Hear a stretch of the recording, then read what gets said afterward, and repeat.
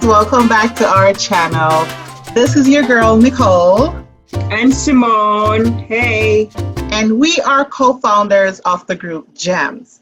And our goal is to give you the tools and techniques so you can learn how to fish. We are a faith-based nonprofit. But before we get into this video, we would like to welcome you to our channel. And so for those who are new, welcome. And for our returning subscribers, we want to say welcome back. Now, before we get to the meat of this video, we also want you to do us a favor. Please like, subscribe, follow our channel, turn on the notification bell so you can get an update as soon as we post a video. Again, the goal of our nonprofit organization is that we give you the tools and the techniques so you can learn how to fish.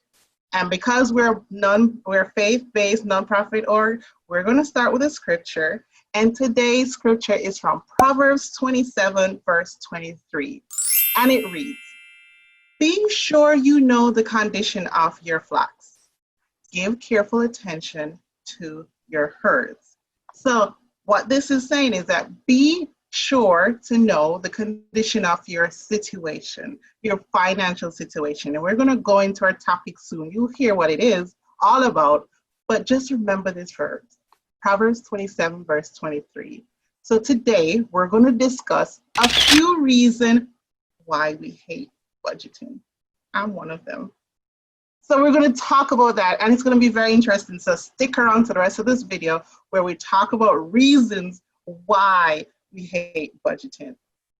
Right, Simone? So put your hands up if you hate budgeting. Yeah, budgeting is not something that we all like to do, but it's something that we have to do if we want to be successful with our money. So number one, it forces us to be disciplined.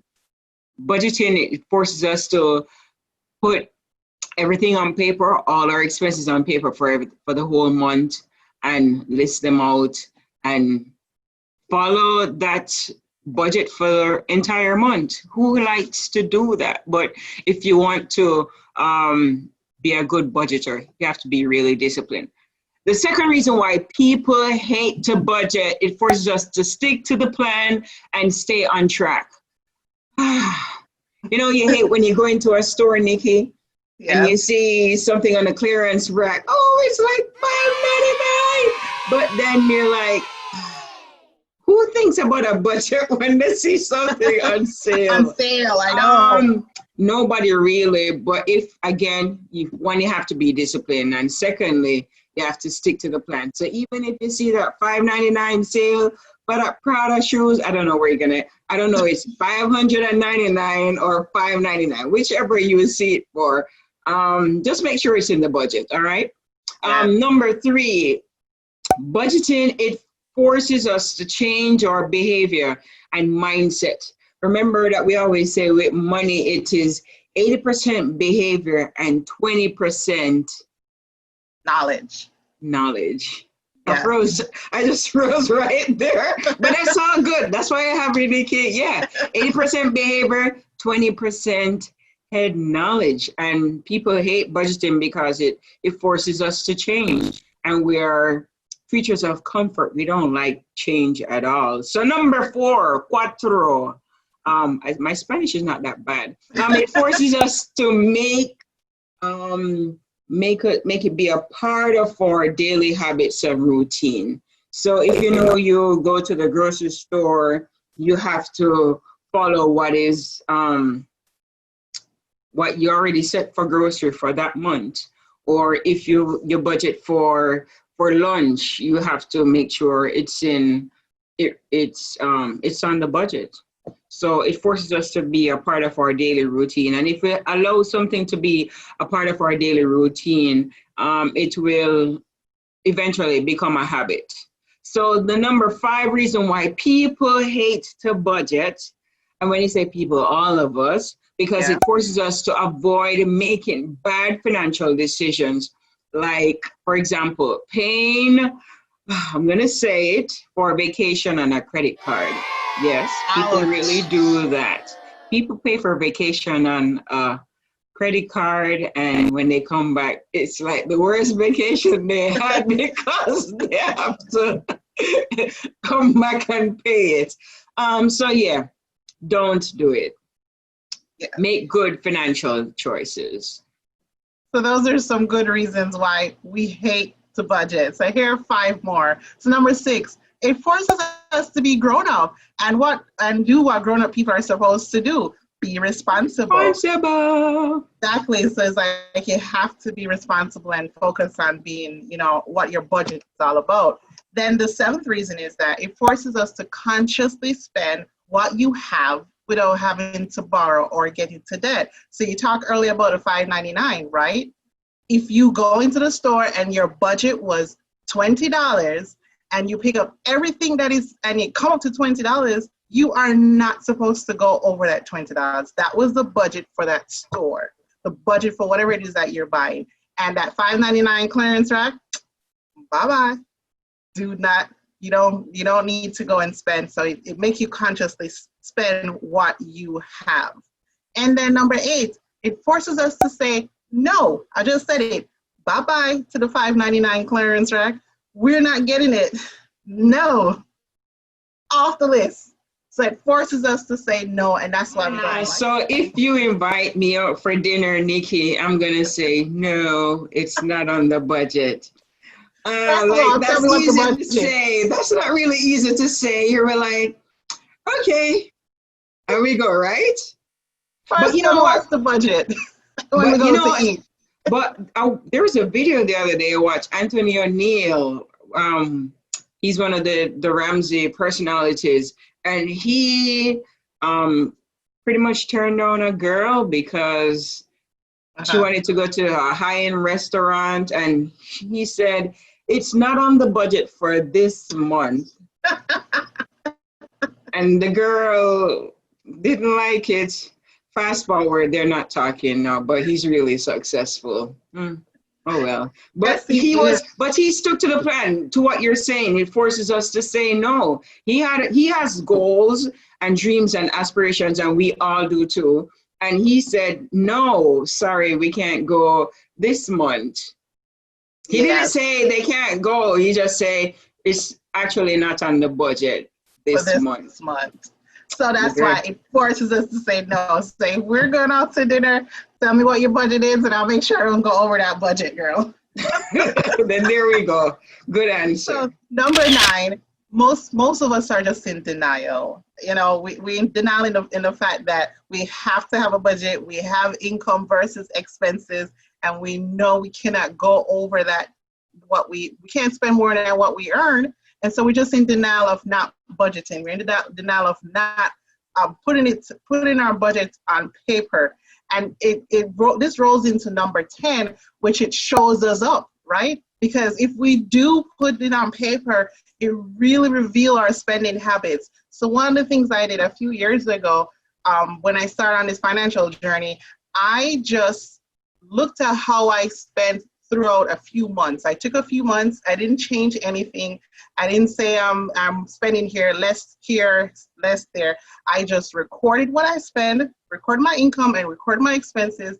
And it really showed me up. It showed up that we were spending a lot on dining out. Me and my husband, we were spending a lot on just eating out. And so that's why we don't like to budget, because if we do, it really shows up where we spend all of our money or most of our money, or where we spend our money at all the time. It shows you up. So we don't like to budget. But, once I did that, I then budgeted what our eating out budget is. We have a budget. And when we get close to it, kind of slow down, because we know that this final restaurant coming up or restaurant week coming up, and we say, no, we got to save the rest of this for restaurant week. But that's what it does. But that's why we hate it, because it will show us up, right? Right, and budgeting works. Budgeting works, but it's again the discipline, and no, yeah, nobody likes to be short up. No, No way. So budgeting is like dieting and exercise. I don't like to do those two things either. I just started exercising this week. Sure. Yes. No, like seriously. I just started exercising this week for sure. And I had to use an app so I can stay on track. Use the tool, guys, that you have.